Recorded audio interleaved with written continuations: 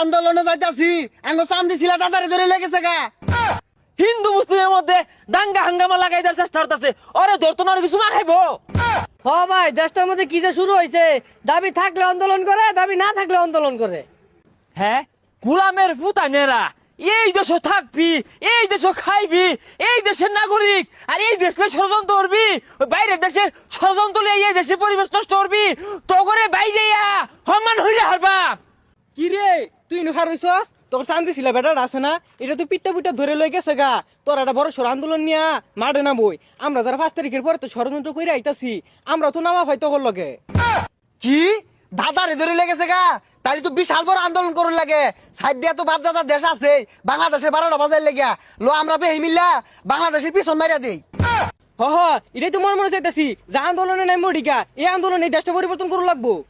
95% মুসলিম দেশের ভিতরে বলে মসজিদ ভাঙ্গা হারে কবার লোক নাই। হ্যাঁ, মুসলমান ভাইদেরকে মাইরা হারে কবার লোক নাই। এই কি কো পরস্ত হয় না?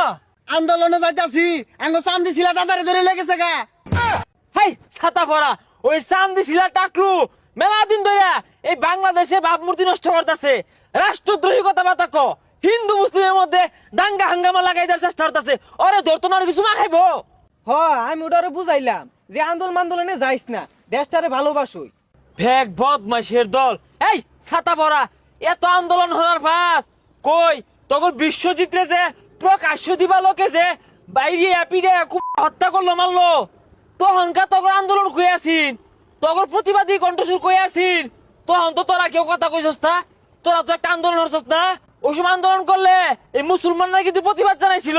বিশ্বজিৎ কত আকুতি মিনতি করছে যে আমি মুসলমান না, আমি হিন্দু, হিন্দু তারপরে রক্ষা দিচ্ছে না, মাইরা আছে। ওই সময় মুখ দিয়ে কথা আইসিন না। আন্দোলন করতো না কি করবো? আঙ্গ ছিলা দাদারে ধরে লেগেছে গা, আরো কত ধরে লেগেছে গা। হেই মাথা মুটা খালি তকটাই বুঝস, ন্যায় নীতির বুঝ বলতে নাই। হ্যাঁ, ওরা অন্যায় করছে, ধরতো না কি করবো? মুসলিম হোক আর হিন্দু হোক, যে অন্যায় করবো, রাষ্ট্রদ্রোহী করবো, আর অবশ্যই আইন প্রশাসন ধরবো। ওই যে আমগর এক মুসলমান ভাই অ্যাডভোকেট সাইফুল ইসলাম আলিফ ভাইকে পূর্ব পরিকল্পনা ভাবে প্রকাশ্যে মানুষের সামনে তার হত্যা করা হয়েছে। কো উড়া লাগে তুই একটু মন কাঁদে না, আগে মানুষ হ, পরে ধর্মের বাণী শুনাইস। থাক জায়গা, আর যেটা কইছ শুনিস, অন্যের কথায় কান দিস না। আরে আঙ্গর ধর্মের বেহি নামতাছে, তা আমরা বয়ে থাকলে কি হইব? ওই সাগর আঙ্গর লগে নামতাছে। এগোর মতো কিছু শয়তানের লাগাইতে দেশে আজকে 12টা বাজতাছে। তুই পার্শ্ববর্তী দেশের দিকে ছায়া দেখ, সংখ্যালঘুদের উপর কি পর্যন্ত অত্যাচার নির্যাতন করতেছে।